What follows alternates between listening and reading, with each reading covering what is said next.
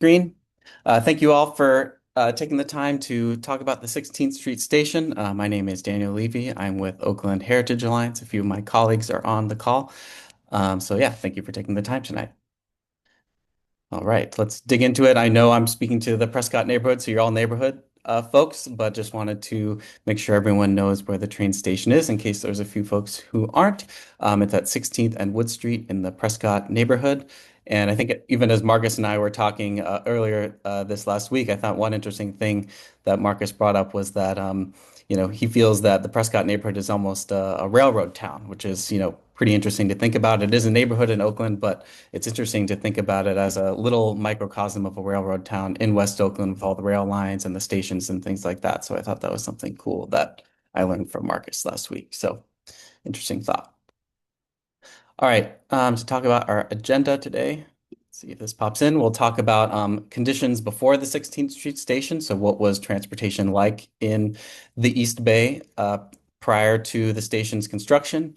We'll talk about the cause for the station's construction, its importance in transportation, architecture, people and activism, and then its slow closure from 1989 until 1994, and then a 2005 plan, a 2022 purchase by City Ventures, and then Oakland Heritage Alliance response, and then what is next and how you can help. All right, so before the 16th Street Station, what was transportation like in the East Bay? So, keep in mind there was no electricity, there were no airports, there was no interstate highways. The way that you got around was steam trains. And this is a view of downtown Berkeley showing a Southern Pacific, what they were called steam local train that brought people from all parts of the East Bay to a ferry pier in West Oakland and Alameda, where you would transfer to a ferry to get to San Francisco. So this was pretty revolutionary at the time. The first trains started running in about 1862, which is prior to the completion of the Transcontinental Railroad. So this was how you got around from Oakland, Berkeley, East Oakland, San Leandro to San Francisco, taking these local steam trains and then transferring to a ferry to get to San Francisco. All right.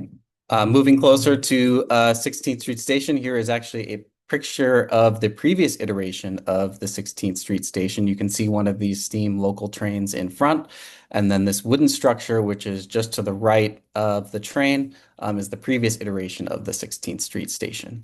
A few interesting things to note. To the left, you can see the bay. So really the station was on the water. Um, and you can see this sort of right in front of the station, you can see a horse car. So maybe people would get off one of these trains and you could transfer to go to somewhere else in West Oakland or to downtown Oakland. A few other things to note. There's not a whole lot of building construction in the background that you can see. So this is pretty early in the development of the built environment in West Oakland. A couple of other things to note regarding the steam trains. There are a few challenges with them. Though they revolutionized transportation in the East Bay, they had three main challenges. One was that they emitted smoke. Two, they were pretty loud. And then three, because there was just one locomotive in front pulling a number of cars behind, they were slow to accelerate and decelerate. So someone took notice of this. And you might know Francis Marion Smith, aka Borax Smith. He was a gentleman who made a lot of money in the desert mining borax, and he decided to take his winnings, his fortune, and come to the East Bay on a real estate scheme, and essentially to provide transportation to all parts of the East Bay to sell property. And he decided to do this, to provide this transportation to these various parts of the East Bay with a new shiny transportation system to outcompete the Southern Pacific's steam locals. So you can see here in the foreground here, there's this three-car train, which was one of Borax Smith's trains that he developed. And he built a line. His first line was directly parallel to this Southern Pacific Berkeley line. And it was electrified, meaning that there was no smoke. They were much quieter. And crucially, because each unit could be powered, they were much faster to accelerate and decelerate. So it was quite a competition to the Southern Pacific's now slow and outdated steam trains.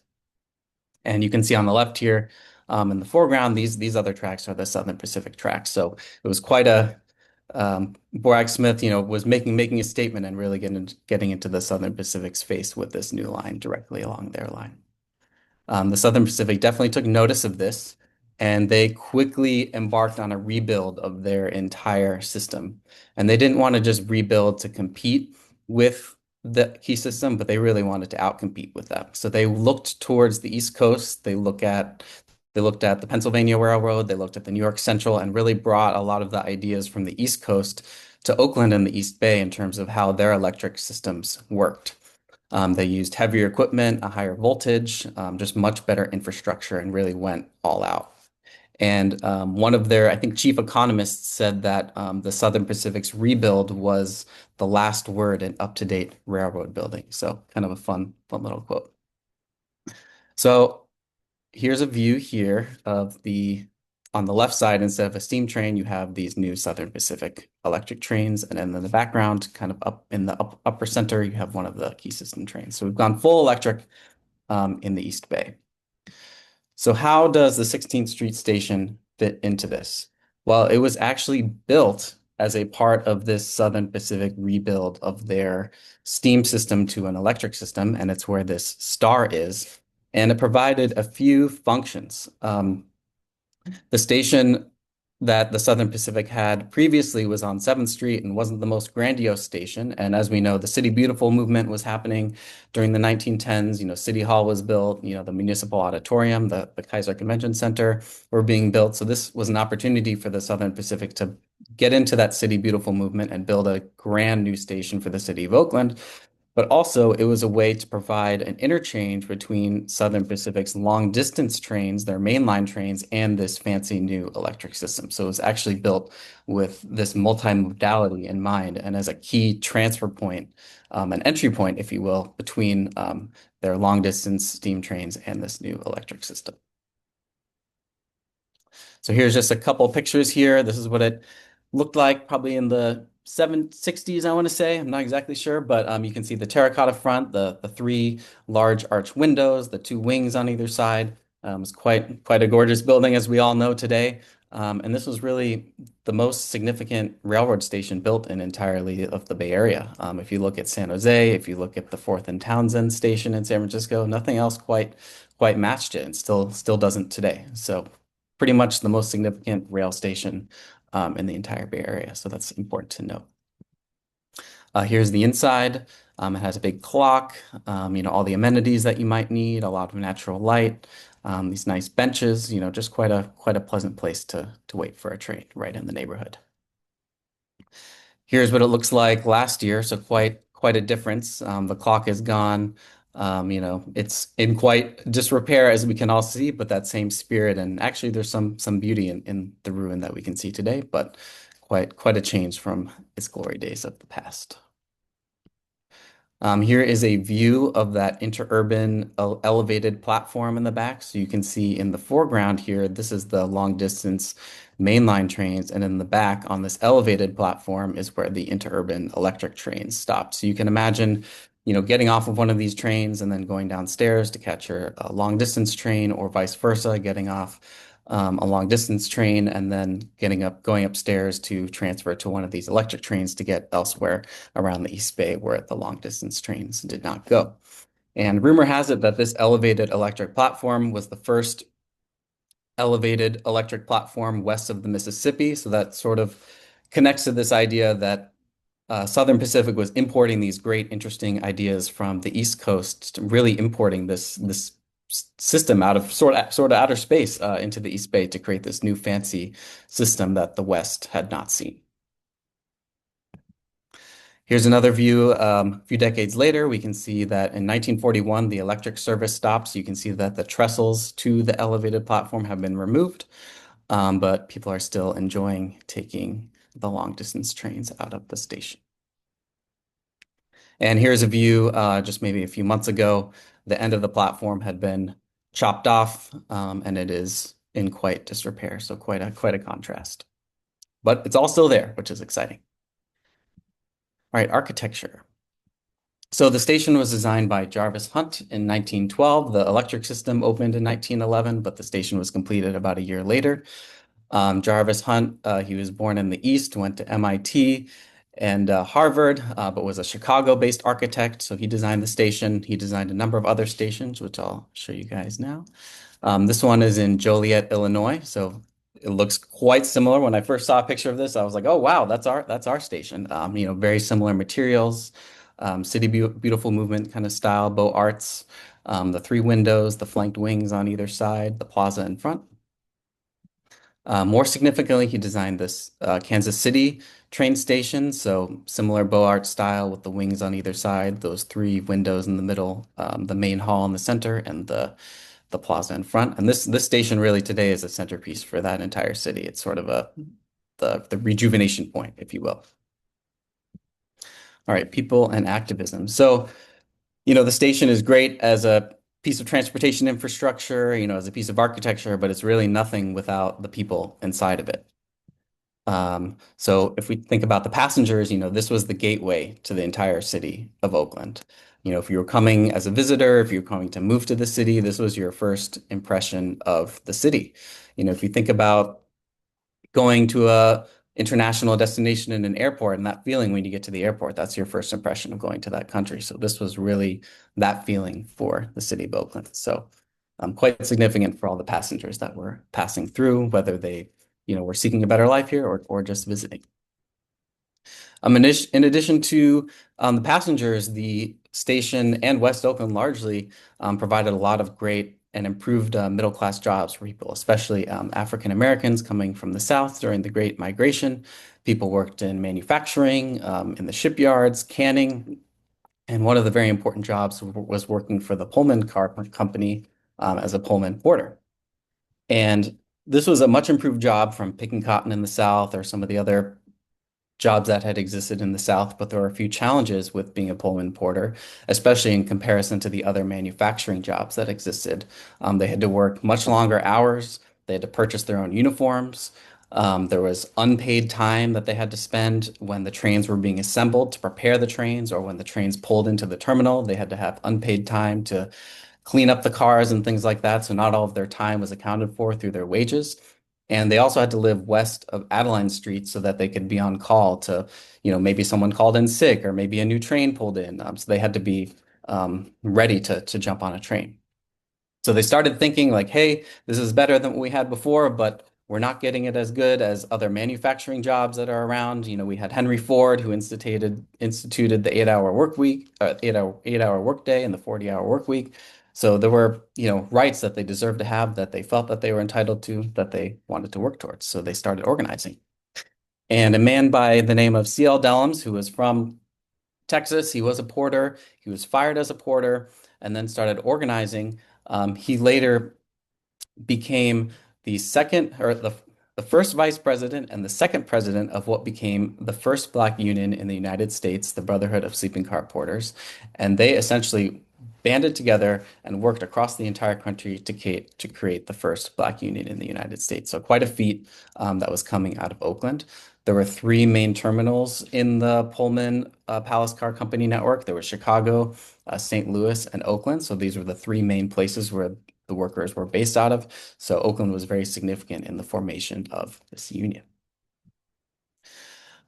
Here's the delegation of all the representatives of the various union chapters in Chicago.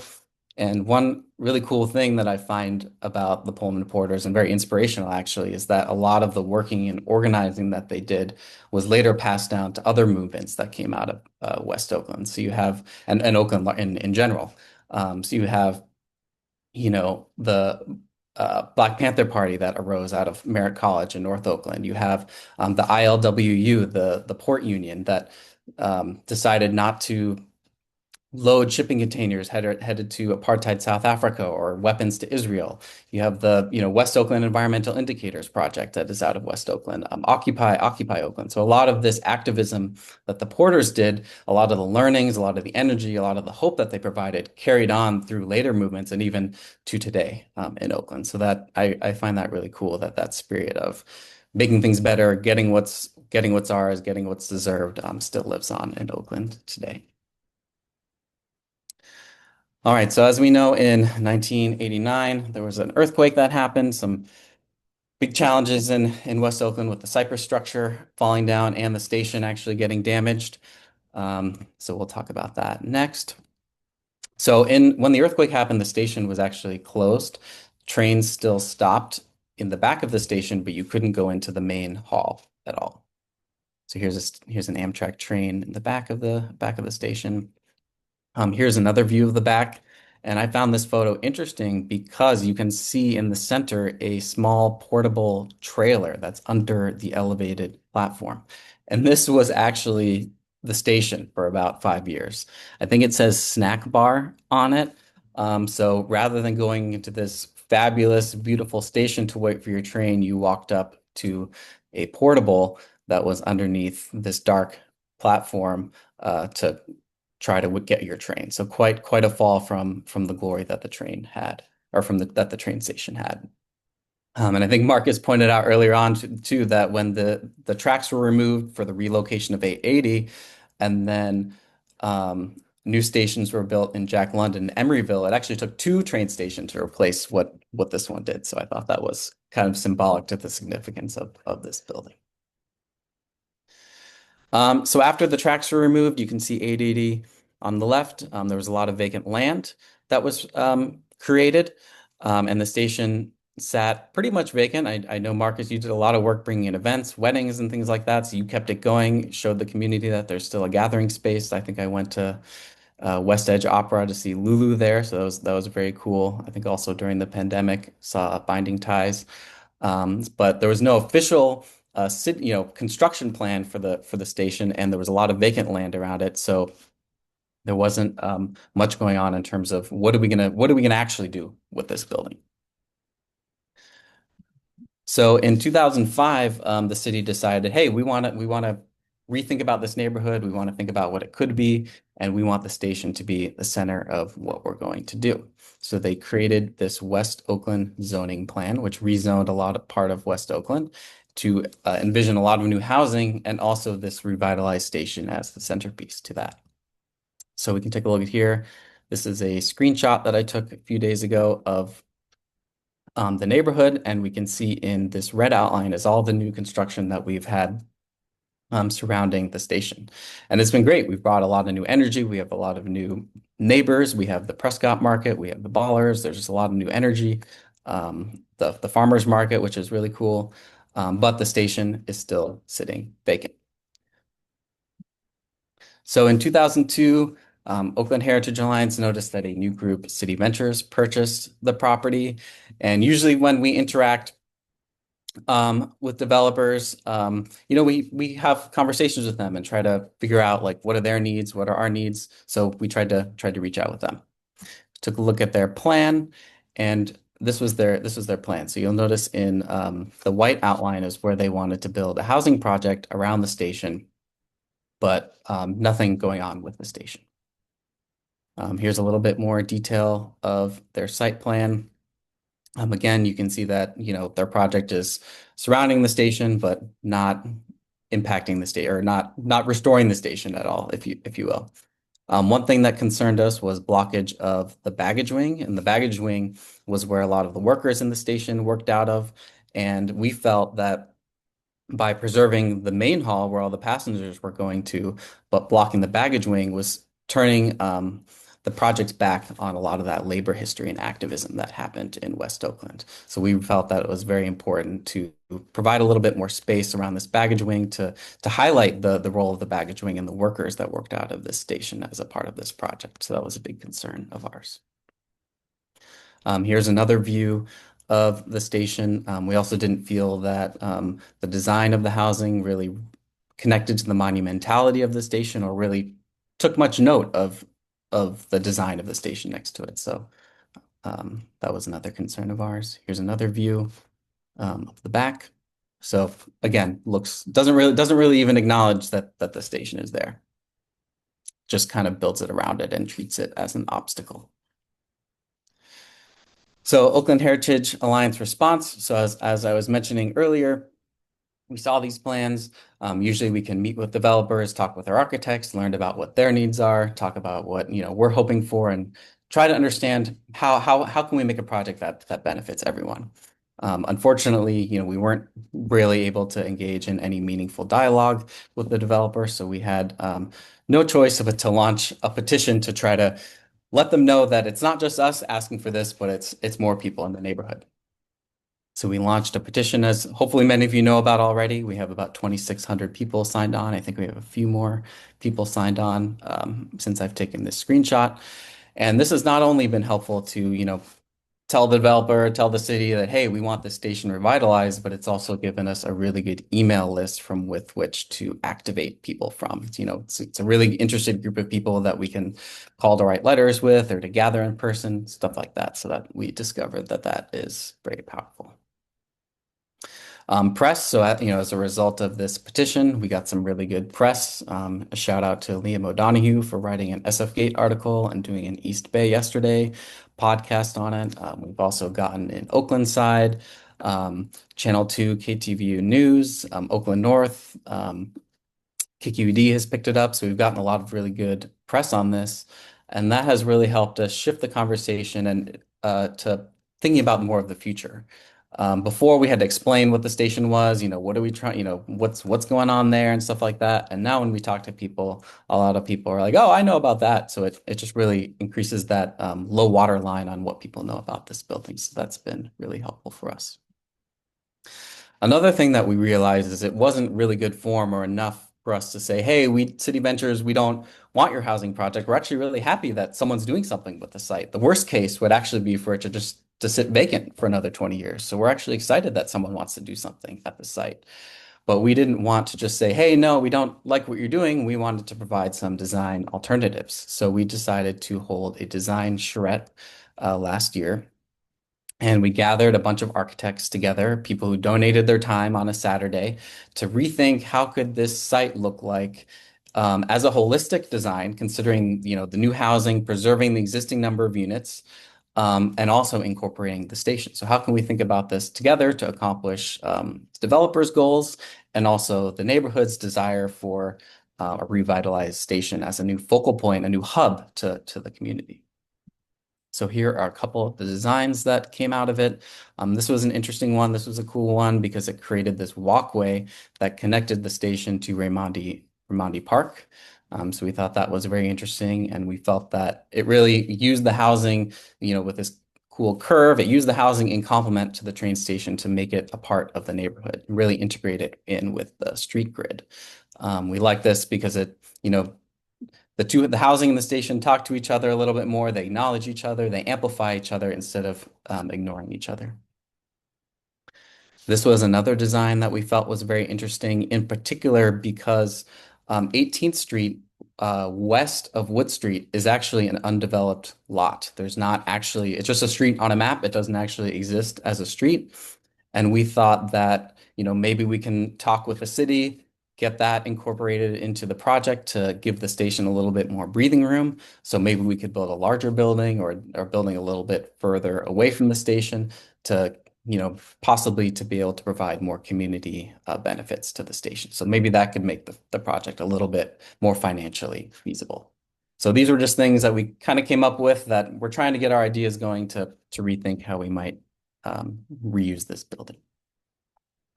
Another thing that we realize is that, revitalizing the station is not going to be cheap. It's going to be expensive, on the tens of millions of dollars. And obviously, we don't expect the developer to pay for all of this. It's going to be a collective effort of us all working together. And one thing that we took on was a national register application. Thank you, Felicia, for pushing this forward.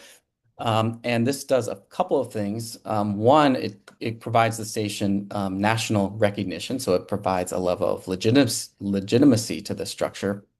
And then two, it provides a 20% federal tax credit, and also there are state tax credits.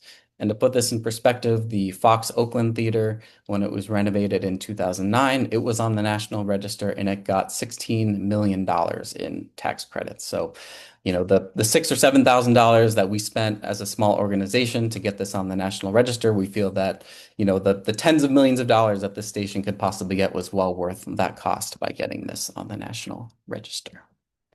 So here's just a quick little screenshot of the form. It got listed in January 2025. So that's all done, and our station is on the National Register of Historic Places. And with that, hopefully some of you were there. We decided to host a little celebration. We've been on Zoom calls every week, slogging through tough conversations and things like that. So we decided to take a moment to celebrate in person this designation.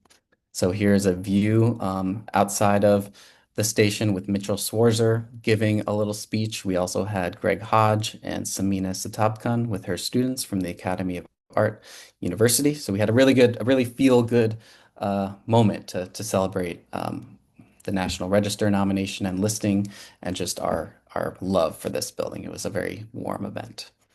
Another thing that we unveiled was a plaque. So we at Oakland Heritage Alliance have a plaques program. So we have a pretty standard design that was approved by the Landmarks Board. So we decided to create a plaque that we will one day, when the station is restored, put on there.